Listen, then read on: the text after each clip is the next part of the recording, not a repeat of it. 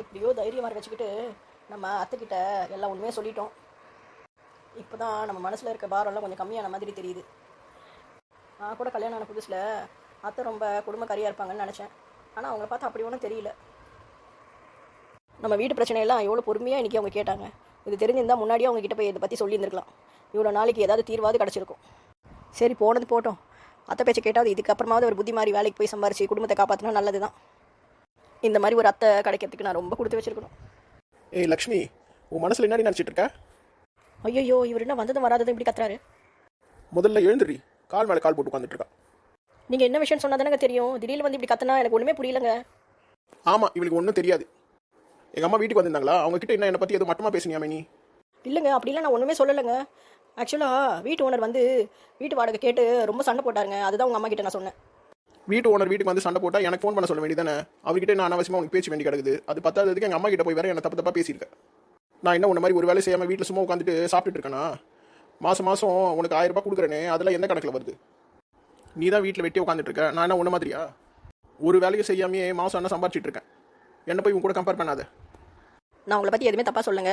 வீட்டு செலவு எவ்வளோ இருக்குது, அது அவர் கவனிச்சா நல்லா இருக்கும் தாங்க சொன்னேன். நீங்கள் கொடுக்குற 1000 ரூபாய் எங்கேயாவது பத்துமாங்க? மாதம் நான் என் ஃப்ரெண்டு அண்ணன் கிட்ட தான் காசு வாங்கிட்டு வரேன். அது உங்களுக்கே தெரியும். அதுதான் கொஞ்சம் கவலையில் சொல்லிட்டேங்க உங்கள் அம்மா கிட்ட. இனிமேல் எங்கள் அம்மா கிட்ட போய் ஏதாவது கம்ப்ளைண்ட் பண்ணேன்னு வச்சுக்கோ, உனக்கு டைவர்ஸ் கொடுத்து உன்னை தூக்கி போட்டுருவேன். நான் வச்சுக்கோ. அப்புறம் உங்கள் அம்மா வீட்டில் போய் சும்மா தான் உட்காந்துக்கிட்டு தெரு பெருக்கிட்டு கோலம் போட்டுட்டு இருக்கணும். நம்ம சோட்டுக்கான செலவும் எதுவுமே நான் பண்ண மாட்டேன். ஃபீஸ் நீயே கட்ட வேண்டியிருக்கும். பரவாயில்லையா? ஏங்க, இன்னும் 2 நாளில் ஃபீஸ் கட்டணுங்க. ஸ்கூலில் லாஸ்ட் டேட்டுன்னு வேறு சொல்லியிருக்காங்க. இப்போ நாங்கள் பண்ணுறது என்ன கேட்டா, உங்கள் அப்பா தான் உனக்கு நிறைய டவுரியில் நகை கொடுத்தாருன்னு சொன்னல, அதில் இருக்கிறது எதனா விற்று போய் ஃபீஸை கட்டு. இந்த வருஷம் என்னால் ஃபீஸ் எல்லாம் கட்ட முடியாது. எனக்கு ஃபினான்ஸ் ரொம்ப டைட்டாக இருக்குது.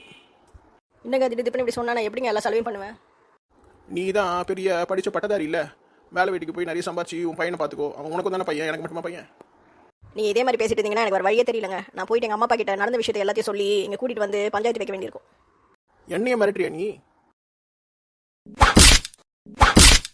அம்மா, என்னம்மா சத்தம் அது?